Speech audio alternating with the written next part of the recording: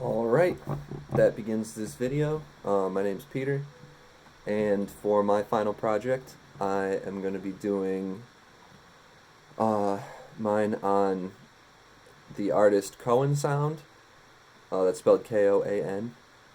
Uh, and specifically their album, it's called Polychrome. I think it's from 2019, and the reason I'm doing that is because, well, first of all, it's the best. It's my favorite album that I've heard in a long time, and I think they are essential to talk about, especially when it comes to music history, specifically modern music history, because we've digitalized so many aspects of music and music production, and I think this group does a good job of staying connected to all of the elements of the history of music, while at the same time embracing the very cutting edge of modern music production technology.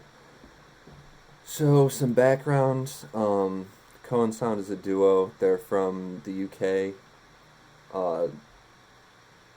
Their names are Will Weeks and Jen Bastow. And the name Koan Sound, it comes from a koan is like, I think it's like a Buddhist mantra. The sound of one hand clapping is like that type of meditational uh, exercise is called a koan.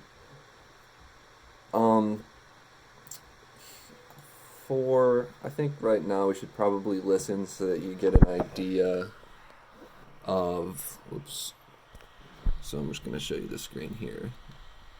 I think it's an 11-track album, and the sound is very, very modern, but as you can hear, they're definitely heavily influenced by jazz, and funk, and the percussion elements are, actually I can describe it first and then we can listen.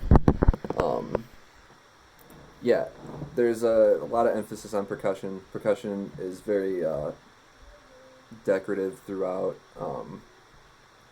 I believe one of the members is a drummer, and you can definitely hear that on the album. And both of them definitely sound like they've had some music schooling. Um, it's definitely not something that sounds like, yeah. Um, it's definitely very, very experimental, and that's one of the things I like about it most. Because music is so all-encompassing, as we've learned both in this class and our other classes. Um, the definition of music is so broad, even silence can be considered music, so I think having an experimental approach to making music is uh, definitely important in certain cases when it comes to the progression and evolution of music. Um, the it's basically, it's like half old, half new. The digital elements make up about, they could be a dominant part of it, but acoustic samples, acoustic drum samples, Foley samples, definitely very, very important in the compositions. And alright, I'll give you a sample now. So I think that's probably a good time. I can't flip the camera mid-video, so I have to turn it around. But here, we'll listen to the very beginning. I'll turn it up here.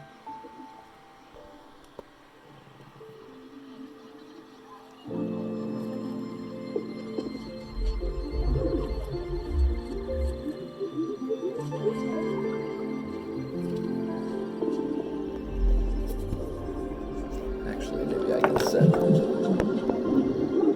the camera down and we can just kind of listen and I'll talk about it. I'm gonna jump around too.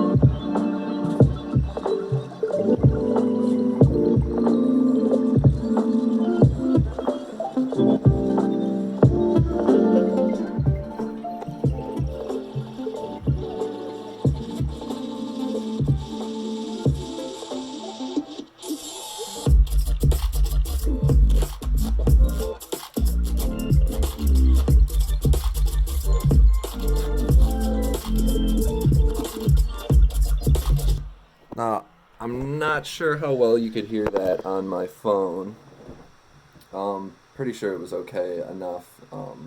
There's several sub bass layers that you probably can't hear. Um, but I think that's a really good introduction to the sound on this album.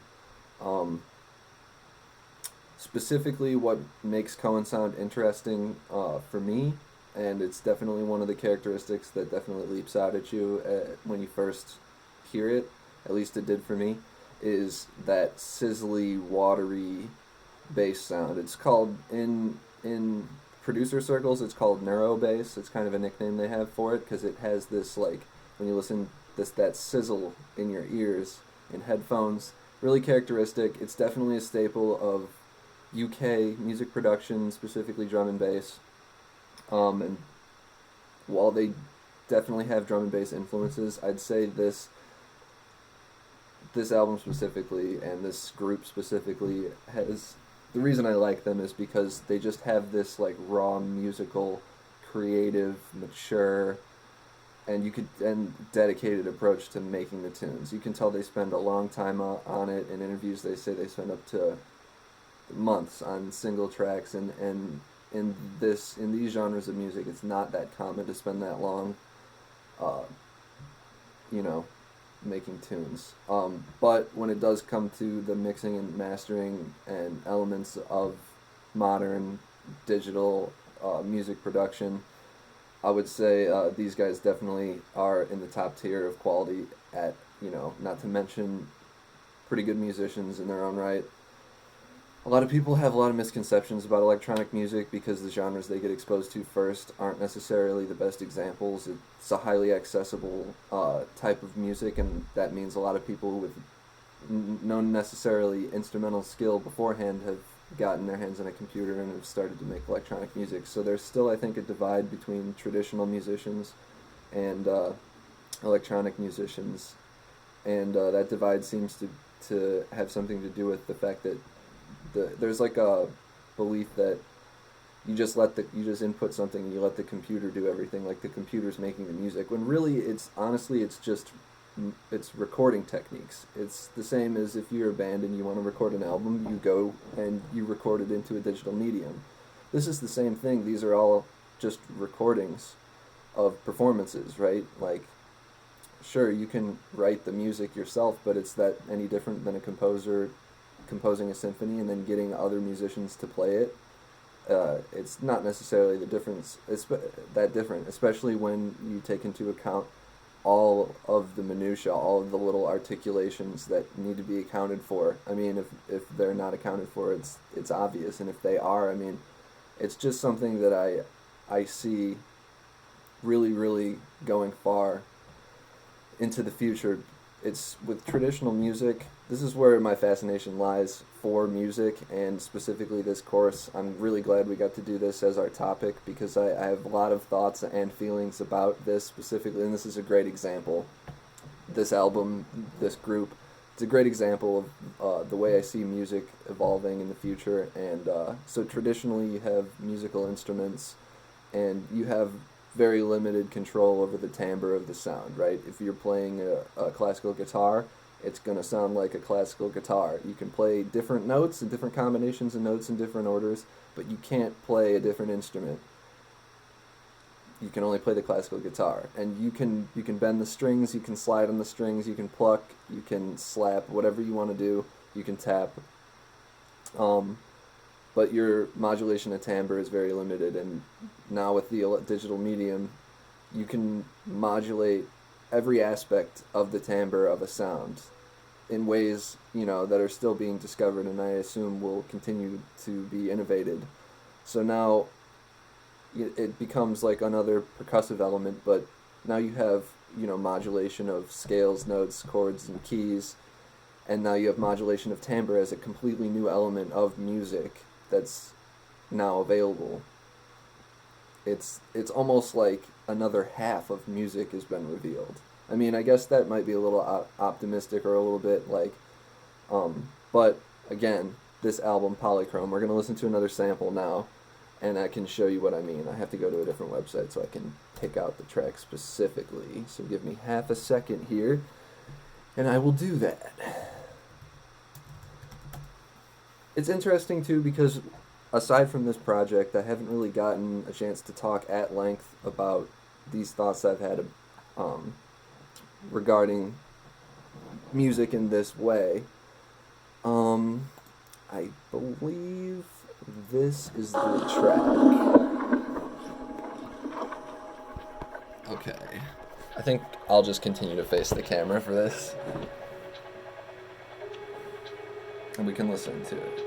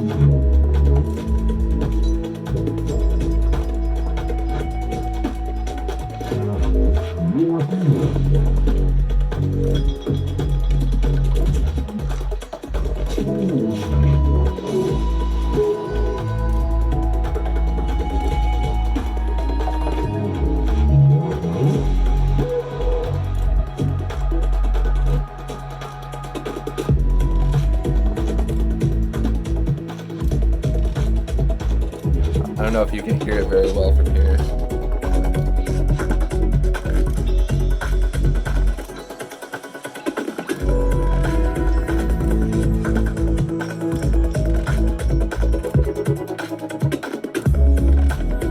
Okay, so that's a little sample of another song. I'm going to play a snippet of one more, just so you can kind of get 3 points to kind of draw a line between and get a better idea of the overall artistic, I guess you could say picture, vision, whatever there was for this album. This is actually, it's from 2018. I thought it was 2019.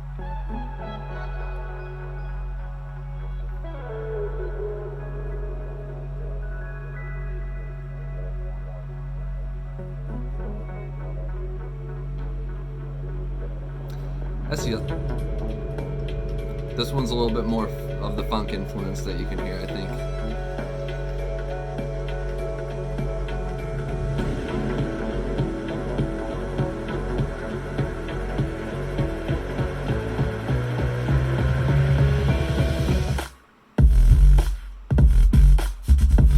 Okay, that's the beginning part. Hold on.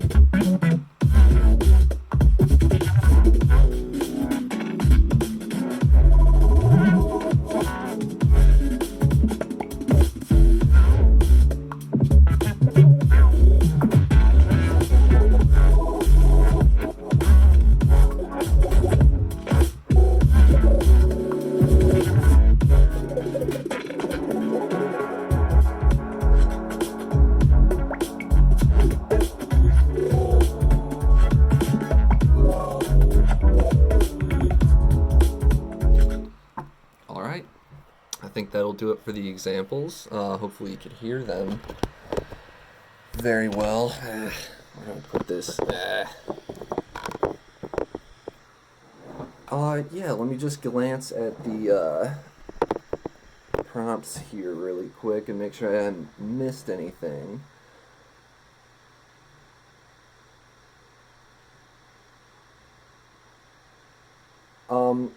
I guess just to sum up, I picked these guys because, number one, I think it's cool.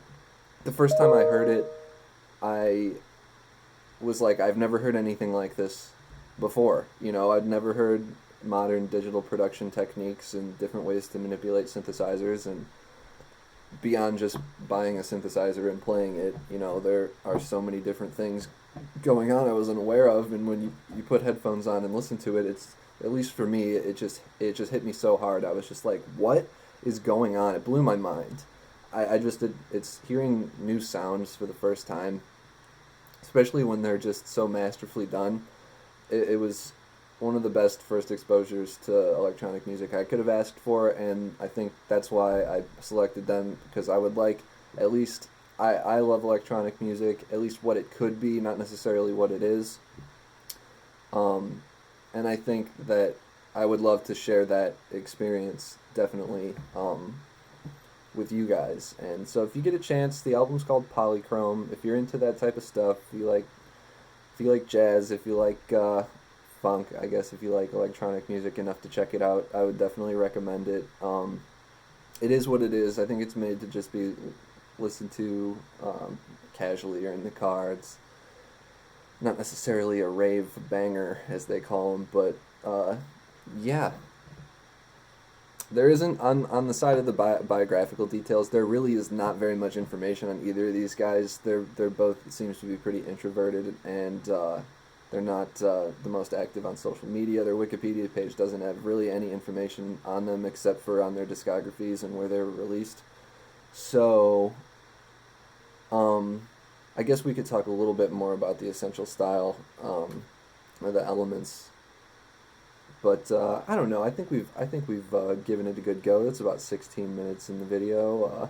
It's a lot longer than I thought it was going to be, and especially since I'm just starting out in this degree, I really can't speak too much as to like demonstrating some of the musical techniques. My ear's not that tuned yet. I honestly, I know that there's jazz influence because it sounds like jazz, and there's funk influences because it sounds like funk. But as for the chord structures and the scales, I'm still unfamiliar with those. Have yet to learn that stuff. So next semester it begins. Well, I thank you guys for your time, and thanks for the listen, and hopefully you learned something, and hopefully it was interesting enough for you to sit through. And I had a good semester despite all the COVID-19 stuff. Even though it definitely was difficult to stay on task. I know I probably wasn't the only one who felt like that, but. I hope you guys have a good summer, Professor, you as well, and I perhaps we'll see you guys, some of you guys again next semester in this class, depending on if we have it online or not. Anyway, you guys have a good one, and see you later.